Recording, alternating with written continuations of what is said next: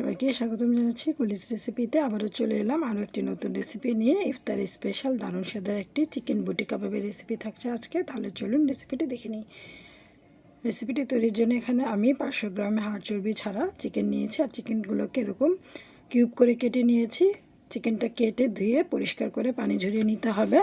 এরপর এর মধ্যে দিয়ে দিচ্ছি 1 চা চামচ আদা রসুন পেস্ট, দিচ্ছি 1 চা চামচের থেকে একটু কম গরম মশলা, আর 1 চা চামচ ভাজা জিরার গুঁড়া, 1 চা চামচের থেকে কিছুটা কম ধনিয়ার গুঁড়া, আর হাফ চা চামচ লাল মরিচের গুঁড়া। এবারে দিয়ে দিচ্ছি স্বাদ অনুযায়ী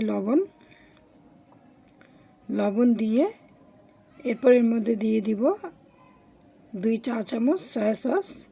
এরপর দিচ্ছি একটি জয়ফলের 4 ভাগের 1 ভাগ 2 টুকরো জয়ত্রী আর কাবাব চিনি একসাথে বেটে নিয়েছিলাম, সেটা দিয়ে দিচ্ছি।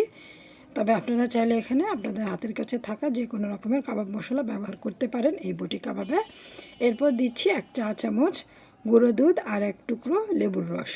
তবে আপনারা চাইলে গুঁড়ো দুধ আর লেবুর রসের পরিবর্তে এখানে টক দুধটাও ব্যবহার করতে পারেন।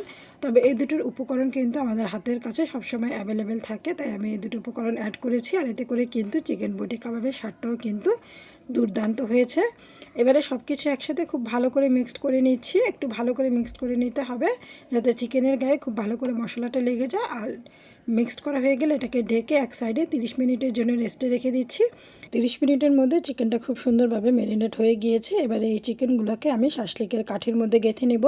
আর শাসলিকের কাঠিগুলোকে চিকেনটা গাঁথার আগে পানিতে ভিজিয়ে রেখেছিলাম 10 মিনিটের জন্য, এতে করে কাঠিগুলো ভাজার সময় পুড়ে যাবে না।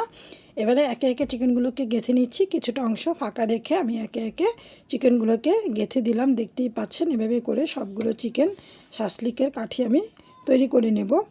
চিকেন বটি কাবাবটা খেতে কিন্তু ভীষণই মজার হয়। ইফতারি টেবিলে ভাজা পোড়ার পরিবর্তে এই খাবারটি যদি একবার তৈরি করেন তাহলে সবাই কিন্তু বারবার এই বটি কাবাবটি খেতে চাইবে, এতটাই মজার হয়। আর অন্য খাবার কিন্তু কেউ একদমই ধরবে না। আমি কিন্তু আরও একটি শাসলিকের কাঠির মধ্যে চিকেনটাকে গেঁথে নিয়েছি একই প্রসেসে। সবগুলো শাসলিকের কাঠি আমি তৈরি করে নিয়েছি, দেখতেই পাচ্ছেন। এবারে চলে যাচ্ছি কাবাবটা ফাইনালি তৈরি করার জন্য। কেউ চাইলে এভাবে করে শাসলিকের কাঠিগুলো তৈরি করে কিন্তু ডিপ ফ্রিজে সংরক্ষণ করতে পারেন, আর যখনই প্রয়োজন হবে জাস্ট ফ্রিজ থেকে বের করে ভেজে নিতে পারেন। ইফতারের টেবিলে কিন্তু ভীষণ মজার একটি আইটেম। কেউ চাইলে কিন্তু আবার চিকেনের পরিবর্তে গরুর মাংসের হাড় চর্বি ছাড়া গরুর মাংস দিয়েও কিন্তু এই বটি কাবাবটা তৈরি করে নিতে পারেন, যার যেটা পছন্দ। চিকেন বটি কাবাব কিন্তু তৈরি করতে গরুর মাংসের তুলনায় সময় কম লাগে। এবারে এই চিকেনগুলোকে আমি একটি প্যানের মধ্যে কিছুটা সরষের তেল দিয়েছি। তেলটা গরম হয়ে আসার পর আমি 4টি শাসলিকের কাঠি দিয়ে দিয়েছি। এতে করে একটু স্পেস পাবে, কাঠিগুলোকে ঘুরোতে সুবিধা হবে। আর খুব সুন্দরভাবে এপাশ ওপাশ করে ভেজে নিতে হবে যাতে করে প্রতিটা পাশ চমৎকারভাবে হয়ে যায় আর চমৎকার একটা কালার আসে। যেহেতু এটা চিকেন দিয়ে তৈরি করছি, আর এটা কিন্তু হাড় চর্বি ছাড়া চিকেন, তাই এটা সেদ্ধ হতে খুব বেশি সময় লাগে না। সর্বোচ্চ 10 থেকে 12 মিনিটের মতো সময় লাগবে। এর থেকে বেশি যদি এটা রান্না করা হয় সেক্ষেত্রে দেখা যাবে যে চিকেনটা অনেক বেশি ড্রাই হয়ে যাবে আর খেতে ভালো লাগবে না।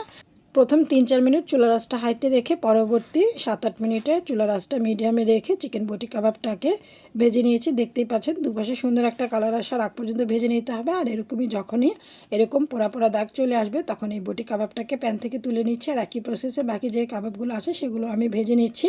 ইফতারের টেবিলে ঝটপট মজাদার কোনো আইটেম তৈরি করতে চাইলে এই চিকেন বটি কাবাবের রেসিপিটি অবশ্যই ট্রাই করতে পারেন।